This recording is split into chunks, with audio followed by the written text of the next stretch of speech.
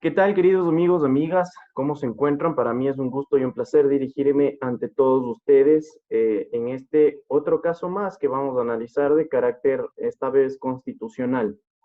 Mi nombre es Luis Miguel Espinosa Carranco, estudiante de la Pontificia Universidad Católica del Ecuador, sede Ibarra de la carrera de Jurisprudencia, cursando el octavo nivel.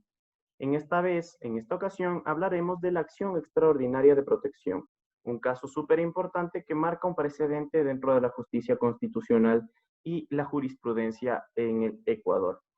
Esta vez estoy con mi compañero, mi coexpositor, al cual le doy la bienvenida, un caluroso abrazo a la distancia en esta ocasión, así que voy contigo.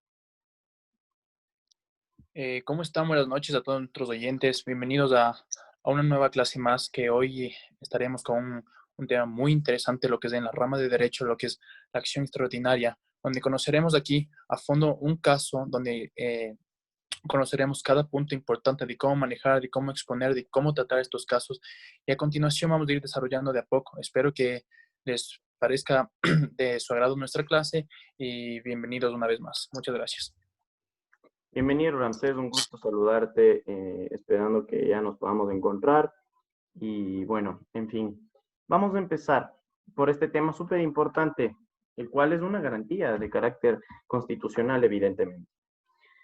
¿Qué es una garantía jurisdiccional? Es una garantía que aparece en la Constitución de la República del Ecuador, si ya bien con anterioridad en la Constitución de 1998, ya se establecía un precedente en cuanto a garantías para maximizar los derechos, es en la Constitución del 2008 en la cual se maximiza o se trata de maximizar estos derechos inherentes al ser humano, derechos constitucionales, evidentemente, y con estas garantías jurisdiccionales poder maximizar el goce de los derechos y poder en algunos casos reparar y en otros tal vez hasta incluso parar el hecho de, o mermar el hecho de que se esté conculcando algún derecho constitucional. En este sentido, el artículo 86 de la Constitución de la República del Ecuador nos puede hablar sobre quién es capaz de interponer una acción extraordinaria de protección, o más bien una garantía jurisdiccional. En este sentido, nos habla que es cualquier persona, sea natural o jurídica, grupo de personas, comunidades, pueblos y nacionalidades, los cuales pueden hacer efectivo esta garantía, pueden activar el órgano de garantías de carácter constitucional en este sentido. Eh, el artículo 437 de la Constitución también nos habla sobre de que los ciudadanos en forma individual o colectiva podrán presentar esta acción extraordinaria de protección. ¿Contra qué? Contra sentencias, contra autos definitivos o resoluciones de carácter administrativo, pero que tengan una fuerza de sentencia. Por su parte, el artículo 61 de la Ley Orgánica de Garantías Jurisdiccionales y Control Constitucional nos determina que la acción extraordinaria de protección puede ser interpuesta por cualquier persona o grupo de personas que intervinieron dentro de un proceso dentro de la justicia ordinaria, o sea, de carácter administrativo, que fueron activadas por ellas mismas o participaron por ellas mismas o por un procurador judicial, obviamente. Eh, ¿Sobre qué es presentada o en dónde debe ser presentada esta acción extraordinaria de protección? Esta acción extraordinaria de protección puede ser presentada ante la judicatura, sala o tribunal que dictó esta decisión de carácter definitivo. Pero no estamos hablando de justicia constitucional. ¿Y en qué momento? Pues desde que posteriormente esto se remitirá a la Corte Constitucional para establecer su admisión o inadmisión dependiendo del caso. En general, vamos a hablar que una sentencia de carácter de acción extraordinaria de protección deja sin efecto la sentencia impugnada, aceptando total o parcialmente la demanda de acción extraordinaria de protección, dispone que se retrotraiga el proceso, puede disponer que se retrotraiga el proceso a un momento procesal en donde se produjo como tal el derecho vulnerado o se dio la vulneración de derechos, o también puede disponer el juez acuo en este sentido, diferente al que remitió la decisión judicial objeto de la acción, proceda a dictar una nueva sentencia, una nueva decisión con respecto a los derechos constitucionales y al debido proceso sin tener una violación o vulneración o conculcación de derechos. En este sentido, vamos a profundizar en un caso súper importante, el cual nos habla, a términos generales, podemos decir, de movilidad humana y debido proceso. Voy contigo, Ramsés. Empezamos a profundizar y analizar este caso que es súper importante, ¿no? Sí, Luis Miguel, de hecho, gracias por esa introducción muy importante de cómo esta acción extraordinaria viene también desde antes, ¿no? Desde nuestra Constitución, desde el 98 hasta ahora como es la actualidad. Te doy gracias por esa introducción y para que también nuestros oyentes se manifiesten y conozcan un poquito más de lo que vamos a conocer hoy y del caso que vamos a desarrollar profundamente. Te pido que por favor me ayudes con las diapositivas para irles explicando una a una y para que puedan ir conociendo de mejor forma. Claro, ya te colaboro.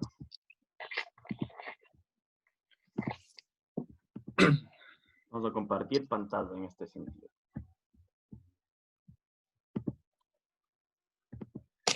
Todo tuyo, Ramsés, sigue. Bueno, vamos a iniciar lo que es con los datos generales del proceso, iniciamos con el número judicial del caso, ¿no? Que nos indica que es el 1567-13 de la extraordinaria de protección. Vamos a conocer aquí también lo que son los litigantes y los accionantes, como es Alberto García Martínez. Así también como el accionante que nos dice que es la primera sala de civil mercantil inquilinato de materia residuales de la Corte Provincial de Justicia de Pichincha. Cabe recalcar que vamos a manifestarnos que esto se conoció en la ciudad de Quito. Así también como el tercero interesado es la doctora Laura Esther Romero Méndez. Y así también la calificación de los jueces de admisiones como es Tatiana Ordeñaña Sierra. Así también como es el señor Manuel Iteri Olivera y también Marcelo Jaramillo Vera. Así también como es el juez ponente Alfredo Ruiz Guzmán. Vamos a iniciar con los hechos, que vamos a tener unos 5 puntos muy importantes que vamos a ir también conociendo a fondo, y de igual forma Luis Miguel nos va a desarrollar más después de cuando acabe mi presentación, un poquito más profundo. Entonces iniciamos con el punto 1, que son de los hechos, que inicia el 4 de septiembre, que se presenta la solicitud de refugio, pero con un retraso de 15 días tras el ingreso al país. Eso tenemos que tener muy en cuenta, que como nos dice aquí, que iniciamos con un retraso de 15 días. El segundo punto es la solicitud de refugio, donde fue inadmitida a trámite por la tercera unidad judicial de la familia de la ciudad de Quito, como les mencioné anteriormente. Entonces, como un tercer punto, tenemos que el 10 de abril del 2013 se interpone una acción de protección en contra de la resolución de inadmisión del trámite de refugio en el año 2012. Ahí es donde entra también, como les vamos manifestando, la acción de protección. La siguiente, por favor. En el cuarto punto tenemos que manifiesta que el 29 de abril de 2013 la tercera unidad judicial emitió sentencia en la que hizo constar que la acción de protección no es solamente un mecanismo aplicable y sin saber sobre los derechos de refugio. Dictaminó que el accionante no debió apartarse del principio de legalidad al existir normas claras. Y como último punto tenemos que después de esta instancia que se consideró que no era una vulneración hacia los derechos humanos que pedía la otra persona. Aquí tenemos el otro punto también que es muy importante y vamos a aclararlo también, que es el derecho constitucional a la tutela judicial efectiva en los derechos de refugio y no devolución. Tenemos que tener en cuenta muy importante que este es el derecho vulnerado hacia la persona que manifestó esta acción. Aquí también nos vamos a regir con los artículos que son las normas constitucionales, las demandadas, que tenemos 3 artículos muy importantes, que son el artículo 76, 75, el artículo 66, numeral 23. Para iniciar, comenzamos con el artículo 76, que es el derecho al debido proceso. Les voy a dar un pequeño concepto de qué nos habla estos artículos para que así podamos también de igual manera conocer a fondo de qué se trata. Entonces, el derecho del debido proceso constituye un derecho fundamental de obligatorio cumplimiento en lucha por la defensa de todos los derechos de los ciudadanos. Asimismo, el artículo 75, que es el derecho a la tutela judicial efectiva, nos dice que toda persona tiene derecho al acceso gratuito. Tenemos que tener en cuenta esto, que es el acceso gratuito a la justicia y a la sujeción a los principios de inmediación y celeridad. Y como último artículo que tenemos es 66, número 23, perdón, el derecho a dirigir quejas y peticiones, que estas nos dice que debemos tener una atención y respuestas motivadas para exigir y manifestar nuestros derechos. La siguiente, por favor. Es así también que nos informa este caso sobre la pretensión. Tenemos que tener en cuenta también esto que es un punto muy importante. Entonces, la pretensión nos dice que debemos aceptar la acción extraordinaria de protección en todas sus partes para declarar nuestros derechos constitucionales vulnerados y en esta sentencia, obviamente, que es impugnada. Aquí también tenemos como una conclusión y debemos tener en cuenta que nos dice que esta solicitud se declaró la violación de los derechos constitucionales en, en esta sentencia, puesto que la Corte Provincial violó los derechos en el perjuicio a las personas cuando mediante sentencia dictaminó rechazar el recurso de apelación sobre el caso, por cuanto tenemos tres puntos importantes que nos dice que al argumentar la acción de protección es en el medio idóneo para liberar esa violación de los derechos humanos. También que se manifiesta en la violación del artículo 11 de nuestra Constitución. Asimismo, al dirigir que el principio de legalidad proviene de la revisión de la solicitud y que vulnera el derecho a solicitar en refugio en virtud del artículo 41. Entonces, como fin, la sentencia de respuesta de la jueza ignora el principio. Tenemos que tener en cuenta que ignora el principio de constitucional de no devolución en violación al artículo 41 de nuestra Constitución. Entonces, es así lo que fue un pequeño resumen de lo que nosotros les presentamos aquí sobre lo que es la acción extraordinaria de protección, y a la vez les agradezco también por tener estos puntos muy claros, y a continuación también mi compañero les va a desarrollar un poco más de lo que es este caso. Y muchas gracias. Así es, Ramsés. A ti muchas gracias por aclararnos los puntos iniciales en este caso. Aquí vamos a empezar hablando de la contestación, un punto súper importante, ya que la contestación a la demanda nos hace unos 3 puntos súper importantes en este sentido. La contestación a la demanda nos hace un análisis de las políticas migratorias aplicables en el Estado ecuatoriano. También nos habla de una facultad soberana y discrecional de la función ejecutiva, y en este sentido podemos hablar de las políticas de carácter público que manda o emana el Ejecutivo sobre el carácter migratorio y la aplicación de estas normas constitucionales respecto a la procedencia o no procedencia de la acción extraordinaria de protección. Esto en cuanto a la contestación que está establecido, o bueno, que fija más bien el accionado, que en este caso sería la unidad de lo civil y mercantil del Cantón Quito. Listo. Continuamos. Los medios probatorios establecidos por García Martínez. Alberto García Martínez tiene como medios probatorios a 2 sentencias. La sentencia número 17203-2013-8021, que nos habla de una acción de protección dictada por el juez de la Unidad Judicial Especializada Tercera de la Familia, Mujer, Niñez y Adolescencia del Cantón Quito, y una sentencia número 2013-0472 de una sentencia de apelación dictada por los jueces de la primera sala de lo civil, mercantil, inquilinato y materias residuales de la Corte Provincial de Justicia de Pichincha. Una motivación.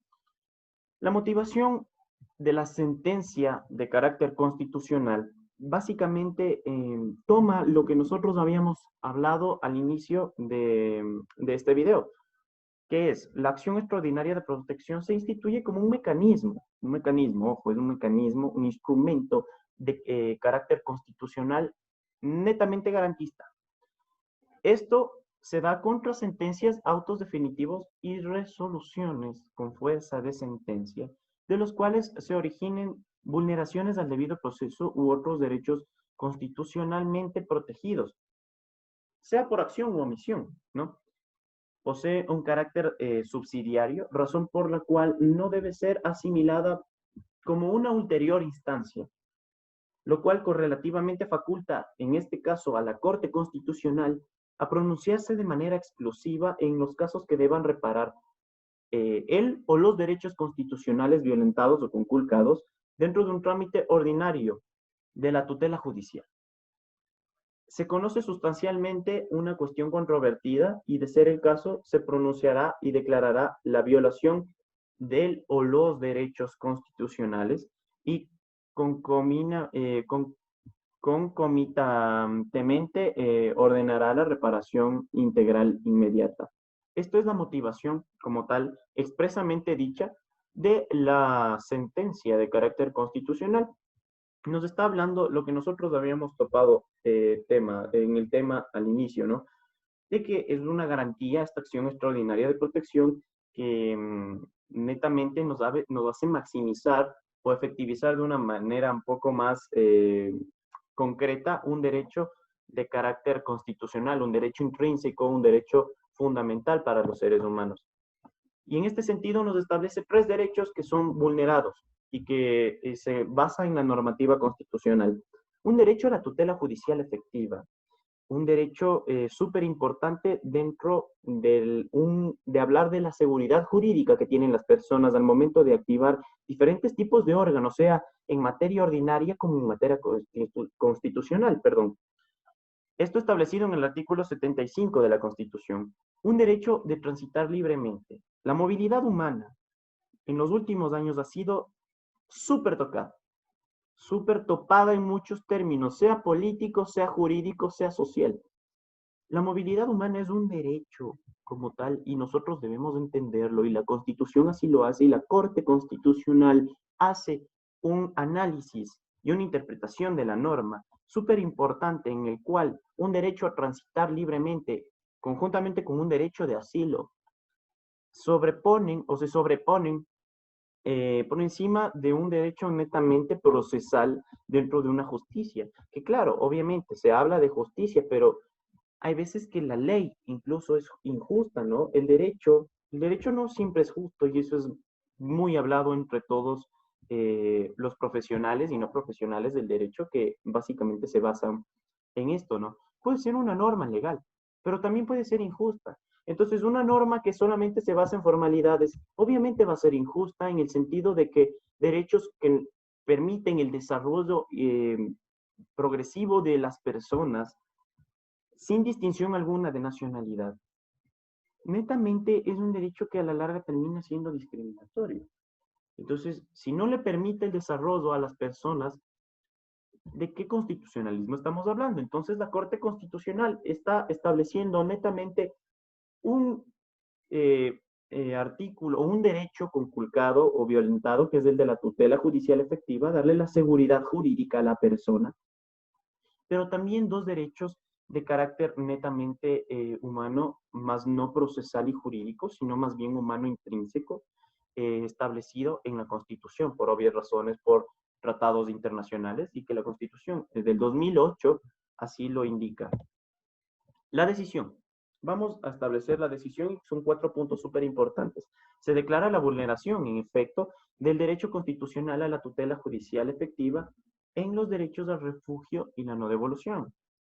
Acepta la acción extraordinaria de protección, obviamente, lo admite, y deja sin efecto las sentencias 1723-2013-8021, que corresponde a una acción de protección planteada, si mal no recuerdo, era ante la Unidad de Familia, Niñez y Adolescencia del Cantón Quito, y la número 2013-0472 correspondiente a una apelación en la Unidad de lo Civil y Mercantil y Materias Residuales del Cantón Quito igualmente, pero de la provincia de Pichincha. Estamos hablando de segunda instancia. Ramsés Toro nos hablaba de un tercero interesado en este sentido, y es el por qué se establece una acción de protección y una apelación con anterioridad. Para antes de topar el último tema que ya nos habla de netamente un poco más, de un tema un poco más de carácter administrativo. La doctora Laura Esther Romero Méndez es representante síndica del Ministerio de Relaciones Exteriores y Movilidad Humana. Por ende, ella sale como tercera interesada en este sentido, la cual hace la contestación también a la demanda o entra dentro de la contestación a la demanda. Y es ella que a través de un proceso administrativo, como lo habíamos dicho, resoluciones de carácter de sentencia o con fuerza de sentencia, nos habla netamente de que la solicitud de refugio queda completamente apartada. O sea, no llega al efecto que tal buscaba la persona, o en este caso el señor Alberto García Martínez. Por este sentido, queda conculcado el derecho a la movilidad humana, el derecho al refugio y la no devolución. ¿Por razón de qué? De que el señor, por su realidad, la cual no es la misma de un ciudadano ecuatoriano que se encuentra radicado aquí, que tiene un poco más de facilidades, porque hay que ser sinceros, tienes más facilidades. Si tú te vas a otro país, simplemente no las encuentras. Se salta un periodo de 15 días. Y este periodo es el que causa la nulidad completa y que no se dé el refugio o la aprobación para la solicitud de refugio dentro del territorio ecuatoriano. Entonces, en este sentido, y haber entrado en contexto, se dispone que la Dirección de Refugio del Ministerio de Relaciones Exteriores y Movilidad Humana conozca, sustancia y resuelva la solicitud de refugio presentada por el señor Alberto García Martínez, con independencia de su aceptación o inadmisión. En este sentido, puede aceptar o inadmitir, puede aceptarlo o inadmitirla, pero debidamente motivada, seguir una motivación como tal. La tutela judicial efectiva, la seguridad jurídica, también nos habla de eso y también acarrea esto, el poder motivar, tener una motivación para dictar una sentencia, para dictar una decisión de carácter administrativo o judicial. En este sentido, ¿qué tenemos?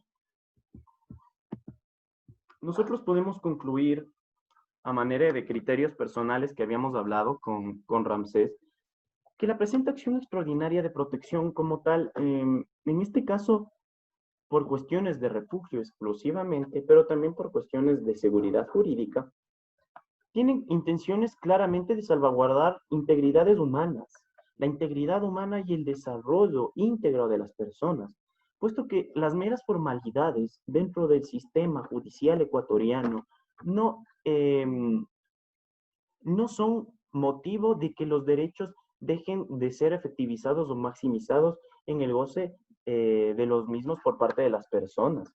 Es decir, un derecho a la movilidad humana, un derecho al refugio, son mucho más fuertes que un derecho netamente de carácter formal, una norma de carácter formal, una ley que se encuentra por debajo de la Constitución. Y en esto nos remitimos a la Constitución en el sentido de que es la norma suprema dentro de un Estado constitucional de derechos y justicia, lo cual es el Estado ecuatoriano. El hecho de declarar sin efecto las dos sentencias dictadas anteriormente nos brinda una perspectiva diferente de interpretación por parte del juez constitucional. En este sentido, el cual las meras formalidades no se sobreponen por encima de un derecho como tal súper importante en en el desarrollo del constitucionalismo, del neoconstitucionalismo ecuatoriano en este sentido. La formalidad en este caso, y sobre el cual se basan las decisiones, o más bien la decisión por parte del ministerio, simplemente deja sin efecto la Corte Constitucional en este sentido. Y de igual manera, la apelación y la acción de protección planteadas con anteriormente. El artículo, es importante tener en cuenta, el artículo 86, literal C de la Constitución, nos habla de la aplicación de las garantías jurisdiccionales, en las cuales se habla de que no se tomarán en cuenta las formalidades, sino que se enfocan netamente en la protección de un derecho vulnerado. Por tanto, las formalidades dentro, sea en materia constitucional, porque las garantías jurisdiccionales pueden ser activadas por el órgano constitucional, pero también pueden ser activadas por diferentes tipos de órganos. Y en esto creo que tenemos todos, estamos de acuerdo en este sentido. Pero entonces las formalidades no tienen por qué sobreponerse por los derechos netamente importantes de los seres humanos, que en este sentido se podría hablar de una discriminación, y es que algunos, muchos no los ven, pero otras personas que tienen un sentido constitucionalista un poco más arraigado, pueden establecer esto, ¿no? En efecto, que se discrimina a la persona por una nacionalidad, se discrimina a la persona por el hecho de venir de otra parte y que no se le deja maximizar. Él no puede revolverse a su país por razones que ni siquiera sabemos. Una persona llega al país, como lo hemos visto, por cuestiones de seguridad, puesto que hay mucha inseguridad en el país que se encuentren, por diferentes razones, ¿no? Pero entonces es cuestión del Estado el hecho de poder establecer todo tipo de mecanismos, todo tipo de organismos para poder maximizar los derechos tanto de ecuatorianos como de extranjeros. Y así poder nosotros crear un país súper armónico entre las personas, entre todos los elementos que del Estado ecuatoriano conformamos parte. Porque al momento que una persona decide venir a un país, no lo hace odiando a este país. Si busca Ecuador, busca oportunidades, busca un tipo de vida, una calidad de vida un poco más, eh, un poco mejores condiciones. Entonces, si nosotros hacemos esto y nosotros nos estamos basando en formalidades eh, y no sobreponemos lo que en verdad importa, que es el desarrollo personal, el derecho de las personas en carácter de derechos fundamentales y constitucionales, pues estamos yéndonos por otro lado. Por ende, marca un precedente súper importante este caso, Ramsés, y tú tienes, y me das la razón en este sentido, porque hace un análisis súper importante de dos normativas en este sentido, una netamente de carácter formal, se podría decir, si bien cabe el término, que es el hecho de que tiene que cumplirse un plazo para realizar determinado procedimiento, pero también otra de carácter netamente constitucional, en el cual la interpretación es súper importante y por ende, en este caso, da la libertad, ¿no? De que, de que se motive una razón bien fundada sobre el cual se le admite o no o se le inadmite esta solicitud de refugio presentada por el señor Alberto García Martínez.